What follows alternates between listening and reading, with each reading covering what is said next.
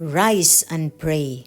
How many times you been sleeping, agitating thoughts? You are wide awake, worrying about something, thinking, how am I going through? When I am out of this trouble, this kind of life, why people look at me that way?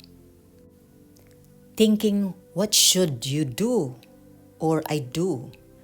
Don't lie or think for the solution. Get up and pray. Jesus told his disciples in the garden, "Why do you sleep? Rise and pray, lest you enter into temptation." Luke chapter 22 verse 46. Get up, remove the negative thoughts. As the Lord warns, you enter into the temptation. Do not allow them to take root and start to act on it. Be strengthened in the Word of God. Prepare yourself, for the enemy may try to attack you. Determine that you will get up, rebuke the enemy, and send every thought that is running in your head. The enemy of your sleep is defeated in Jesus' name. Let us pray.